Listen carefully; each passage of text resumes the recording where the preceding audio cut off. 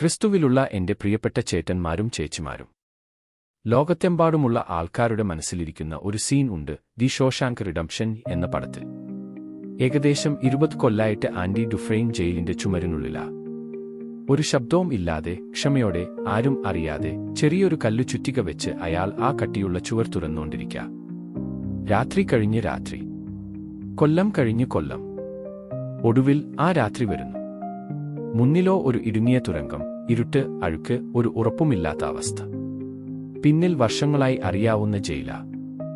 ജീവിതം മുഴുവൻ തടവുകാരനായിട്ട് കഴിയണം. ആ തുരങ്കത്തിലേക്ക് ഇറങ്ങിയാലോ എല്ലാം നഷ്ടപ്പെട്ടെന്നും വരാം.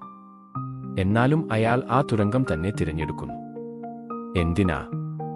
കാരണം അയാൾക്ക് ഒരു കാര്യം മനസ്സിലാവുന്നു: ഏറ്റവും വലിയ ജയിൽ നമ്മുടെ ചുറ്റുമുള്ള ചുമരൊന്നും അല്ല, നമ്മളെ സ്വതന്ത്രരാവാൻ സമ്മതിക്കാത്ത ഭയം തന്നെയാ ഏറ്റവും വലിയ ജയിൽ. എന്റെ കൂടപ്പിറപ്പുകളെ, ഇന്നത്തെ സുവിശേഷവും ഇതേ ചോദ്യത്തോടെ തന്നെയാ തുടങ്ങുന്നത്. നിങ്ങൾ ഏത് ജയിലിലാ താമസിക്കുന്നത്? ഇഷ്ടികയും ഇരുമ്പ് കമ്പിയും കൊണ്ട് ഉണ്ടാക്കിയ ജയിലില?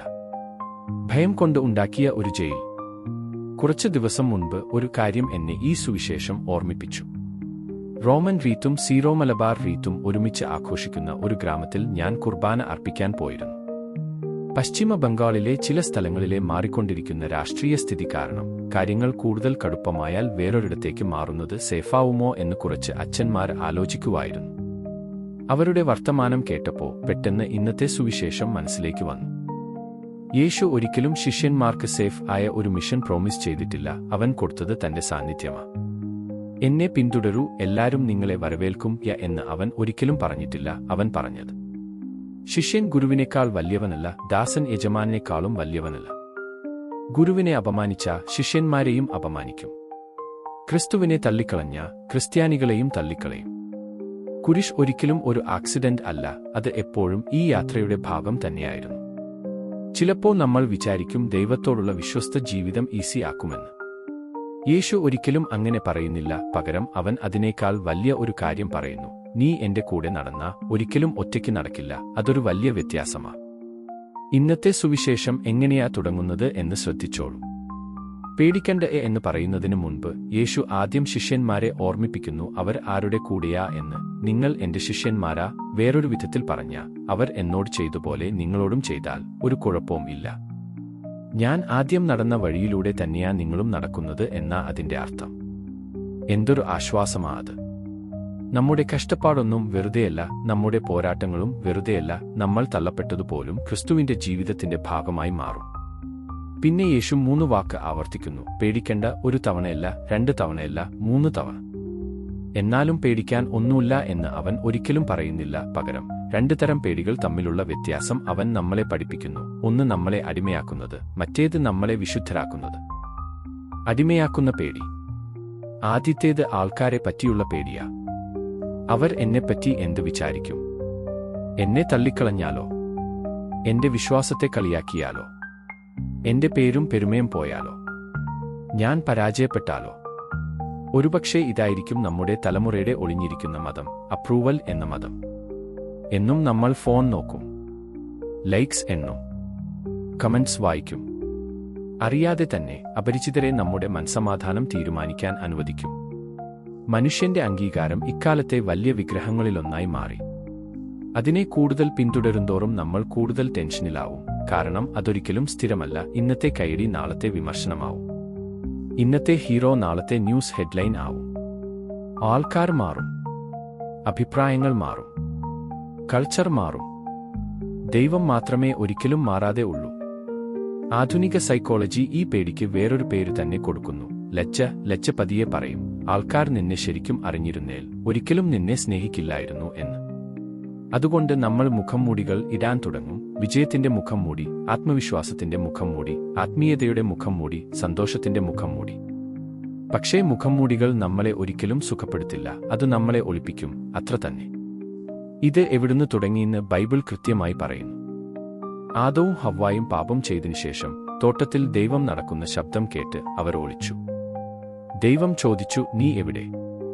ദൈവത്തിന് ആദമിനെ കാണാതായതുകൊണ്ടല്ല, ആദം സ്വയം കാണാതായതുകൊണ്ടാ.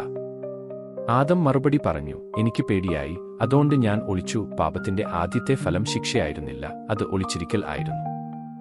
അന്നു മുതൽ പണത്തിനു പിന്നിൽ, ജോലിക്കു പിന്നിൽ, നേട്ടങ്ങൾക്കു പിന്നിൽ, മതത്തിനു പിന്നിൽ ഒളിച്ചിരിക്കാൻ മനുഷ്യർ വിദഗ്ധരായി മാറി. ഇന്ന് നമ്മളിൽ പലരും ഒരു തിളങ്ങുന്ന സ്ക്രീനിന്റെ പിന്നിലാ ഒളിക്കുന്നത്. നമ്മുടെ രാവിലെ എങ്ങനെയാ തുടങ്ങുന്നേ എന്ന് നോക്കിക്കോളൂ. ഉണരും, കുരിശ് വരയ്ക്കും, ബൈബിൾ തുറക്കും, പ്രാർത്ഥന തുടങ്ങും. ഒരു നിശബ്ദതയുണ്ട്, സമാധാനമുണ്ട്. അപ്പോഴാ ഫോൺ വൈബ്രേറ്റ് ചെയ്യുന്നത്. ഒരു മെസ്സേജ് മാത്രം നോക്കാം, 1:10 ആവും, 10:50 ആവും. പ്രാർത്ഥന നിശബ്ദമായി. അപ്രത്യക്ഷമാവും. ആരും അതെടുത്തതല്ല, ആരും നമ്മളെ ഉപദ്രവിച്ചതല്ല, നമ്മൾ തന്നെ ശ്രദ്ധ മാറ്റിയതാ. പിശാച് സൂത്രക്കാരന. പീഡനം കുറച്ച് ക്രിസ്ത്യാനികളിലേ എത്തൂ എന്ന് അവനറിയാം. എന്നാ ശ്രദ്ധ മാറ്റൽ മിക്കവാറും എല്ലാ ക്രിസ്ത്യാനികളിലേക്കും എത്തും. ചിലർക്ക് ശത്രു ഭീഷണിയുമായി വരും, മറ്റുള്ളവർക്ക് വിനോദവുമായി. ചിലർക്ക് ഹിംസ, മറ്റുള്ളവർക്ക് അവസാനിക്കാത്ത സ്ക്രോളിംഗ്. വഴി വേറെയാ, ലക്ഷ്യം ഒന്നു തന്നെ: യേശുവിൽ നിന്ന് നമ്മുടെ കണ്ണ് മാറ്റുക. കാരണം നമ്മുടെ ശ്രദ്ധ പിടിക്കുന്നതെന്തോ അത് ഒടുവിൽ നമ്മുടെ ഹൃദയവും പിടിക്കും. ശ്രദ്ധ വാത്സല്യത്തെ ഉണ്ടാക്കും. വാത്സല്യം ആരാധനയെ ഉണ്ടാക്കും. നമ്മളെ സ്വതന്ത്രരാക്കുന്ന പേടി. അതുകൊണ്ടാ ഇന്നത്തെ സുവിശേഷം ഇത്ര പ്രധാനപ്പെട്ടത്. യേശു ധൈര്യമായിരിക്കാൻ പറയുക മാത്രമല്ല ചെയ്യുന്നത്, അവൻ നമ്മളെ വേറൊരു തരം പേടിയിലേക്ക് ക്ഷണിക്കുക. ബൈബിൾ അതിനെ കർത്താവിനോടുള്ള ഭയം എന്ന് വിളിക്കുന്നു. ഇത് പേടിച്ചറണ്ട അവസ്ഥയോ, നമ്മളെ ശിക്ഷിക്കാൻ കാത്തിരിക്കുന്ന ദേഷ്യക്കാരനായ ദൈവത്തിന്റെ ഇമേജോ അല്ല. കർത്താവിനോടുള്ള ഭയം പരിശുദ്ധാത്മാവിന്റെ 7 ദാനങ്ങളിലൊന്നാ. അത്ഭുതത്തോടും ബഹുമാനത്തോടും സ്നേഹത്തോടും കൂടി ദൈവത്തിന്റെ അനന്തമായ വിശുദ്ധിയുടെ മുന്നിൽ നിൽക്കുന്ന അവസ്ഥയാ. യെശയ്യാവിന് അതനുഭവപ്പെട്ടു. അയാൾ കർത്താവിനെ ഉയർന്ന സിംഹാസനത്തിൽ കണ്ടു. എനിക്ക് കഷ്ടം എന്ന് നിലവിളിച്ചു. പക്ഷേ ആ വിശുദ്ധ ഭയത്തിൽ നിന്ന് ഒരു ധൈര്യമുള്ള മിഷൻ വന്നു: ഇതാ ഞാൻ, എന്നെ അയക്കൂ. പത്രോസിനും അതനുഭവപ്പെട്ടു. അത്ഭുതകരമായ മീൻപിടുത്തത്തിനു ശേഷം അയാൾ യേശുവിന്റെ കാൽക്കൽ വീണു. കർത്താവേ, എന്നിൽ നിന്ന് പോകേണമേ, ഞാൻ പാപിയാ. യേശു അയാളെ പറഞ്ഞേച്ചില്ല, അയാളെ മനുഷ്യരെ പിടിക്കുന്നവനാക്കി. ദമാസ്കസിലേക്കുള്ള വഴിയിൽ പൗലോസിനും അതനുഭവപ്പെട്ടു. നിൽക്കാൻ പറ്റുന്നതിനു മുൻപ് അയാൾ വീണു. കാണാൻ പറ്റുന്നതിനു മുൻപ് അയാൾ അന്ധനായി. എല്ലാ വലിയ വിശുദ്ധരും ആദ്യം ദൈവത്തിന്റെ മുന്നിൽ ഭയഭക്തിയോടെ നിന്നു. ദൈവത്തിന്റെ മുന്നിൽ മുട്ടുകുത്തുന്നവർക്ക് ലോകത്തിന്റെ മുന്നിൽ ഇനി തലകുനിക്കേണ്ട ആവശ്യമില്ല. എല്ലാ മുടിയും എണ്ണുന്ന അപ്പൻ. പിന്നെ യേശു പെട്ടെന്ന് സുവിശേഷത്തിന്റെ മൂഡ് ആകെ മാറ്റുന്നു. ശത്രുക്കളിൽ നിന്ന് കുരുവികളിലേക്ക്, പീഡനത്തിൽ നിന്ന് സ്നേഹമുള്ള ഒരു അപ്പനിലേക്ക്. 2 കുരുവികൾ ഒരു കാശിന് വിൽക്കില്ലേ? ചന്തയിൽ ഒരു കുരുവിക്ക് ഏകദേശം ഒരു വിലയും ഇല്ലായിരുന്നു. എന്നിട്ടും യേശു പറയുന്നു, അതിലൊന്ന് പോലും നിങ്ങളുടെ അപ്പൻ അറിയാതെ താഴെ വീഴില്ല. പിന്നെ വേദപുസ്തകത്തിലെ തന്നെ ഏറ്റവും ആശ്വാസം തരുന്ന ഒരു വരി വരുന്നു: നിങ്ങളുടെ തലയിലെ മുടിയൊക്കെ എണ്ണിയിട്ടുണ്ട്. വെറുതെ എണ്ണിയതല്ല, അറിഞ്ഞ് സ്നേഹത്തോടെ എണ്ണിയതാ. നിന്നെ നീ അറിയുന്നതിനേക്കാൾ നന്നായി ദൈവം നിന്നെ അറിയും. നീ ആരോടും കാണിക്കാത്ത കണ്ണീർ, ഒരിക്കലും ഉറക്കെ പറയാത്ത പേടി, നീ ഒറ്റയ്ക്ക് ചെയ്യുന്ന യുദ്ധങ്ങൾ, മറ്റാർക്കും മനസ്സിലാവാത്ത പ്രലോഭനങ്ങൾ, നിന്റെ നിരാശകൾ, ഉത്തരം കിട്ടാത്ത പ്രാർത്ഥനകൾ, ഇതൊക്കെ അവനറിയാം. അവന്റെ സ്നേഹമുള്ള ശ്രദ്ധയിൽ നിന്ന് ഒന്നും രക്ഷപ്പെടില്ല. ഇത് നിരീക്ഷണമല്ല, ഇത് ദൈവസ്നേഹമാ. മാലാഖമാർ പോലും മുഖം മറയ്ക്കുന്ന ദൈവം നിന്റെ ജീവിതത്തിലെ ഓരോ ചെറിയ കാര്യവും അറിഞ്ഞിട്ടും ഇപ്പോഴും നിന്നെ എന്റെ പ്രിയപ്പെട്ട കുഞ്ഞെ എന്ന് വിളിക്കുന്ന ദൈവം.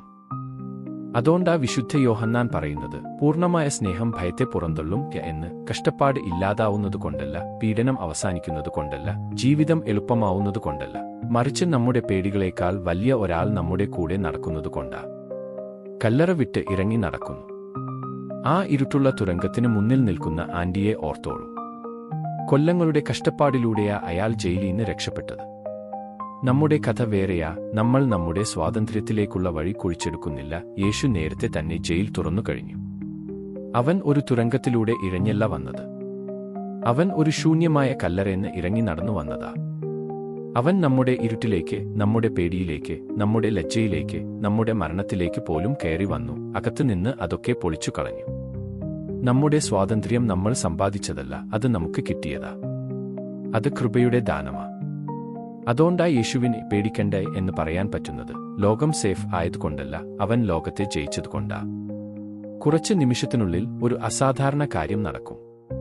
പേടിച്ചറണ്ട ശിഷ്യന്മാരുടെ മുന്നിൽ നിന്ന് പേടിക്കണ്ട എന്ന് പറഞ്ഞ അതേ യേശു ഈ യാഗപീഠത്തിൽ വരും. ലോകം തള്ളിക്കളഞ്ഞവൻ, കുരിശ് ചുമന്നവൻ, മരിച്ചവരിൽ നിന്ന് ഉയർത്തെഴുന്നേറ്റവൻ, നിന്റെ തലയിലെ ഓരോ മുടിയും അറിയുന്നവൻ, അവൻ തന്നെ നിന്റെ കയ്യിൽ ഏൽപ്പിക്കും. നീ ഈ പള്ളി വിട്ടുപോകുന്നത് നിന്റെ പേടികളും കൊണ്ട് മാത്രമല്ല, നീ ക്രിസ്തുവിനെയും കൊണ്ടുപോകും. നീ ക്രിസ്തുവിനെ ചുമക്കുമ്പോൾ ക്രിസ്തു നിന്നെയും ചുമക്കുന്നു. അതുകൊണ്ട് ഇന്ന് യേശു നമ്മൾ ഓരോരുത്തരോടും ഒരു ചോദ്യം മാത്രം ചോദിക്കുന്നു: നീ യഥാർത്ഥത്തിൽ ആരെയാ പേടിക്കുന്നത്? ആൾക്കാരെ പേടിയാണോ? തള്ളിക്കളയലിനെ? വിമർശനത്തെ? നാളെയെ? പേരും പെരുമയും പോവുന്നതിനെ? അതോ ദൈവം നിന്നെ ഉണ്ടാക്കിയ വിശുദ്ധനാവാതെ ജീവിതം മുഴുവൻ കടന്നു പോവുമോ എന്ന് പേടിയാണോ? പേടിയുടെ ജയിലിൽ തന്നെ നിൽക്കണ്ട, മുഖംമൂടികളുടെ പിന്നിൽ തന്നെ നിൽക്കണ്ട, അവസാനിക്കാത്ത വ്യതിചലനത്തിൽ കുടുങ്ങിക്കിടക്കണ്ട. വെളിച്ചത്തിലേക്ക് വാ. അവന്റെ സാന്നിധ്യത്തിലേക്ക് വാ. യാഗപീഠത്തിന്റെ അടുത്തേക്ക് വാ. മരണത്തെ ജയിച്ചവനെ സ്വീകരിക്കൂ. നിന്നെ പൂർണ്ണമായി അറിയുന്നവനെ സ്വീകരിക്കൂ. നിന്നെ അളവില്ലാതെ സ്നേഹിക്കുന്നവനെ സ്വീകരിക്കൂ. അവന്റെ വാക്കുകൾ നിന്റെ ഹൃദയത്തിൽ ആഴത്തിൽ മുഴങ്ങട്ടെ, ഇന്നും നാളെയും നിന്റെ ജീവിതത്തിലെ എല്ലാ ദിവസവും. പേടിക്കണ്ട, നീ ഒരുപാട് കുരുവികളേക്കാൾ വിലയുള്ളവനാ. ആമേൻ.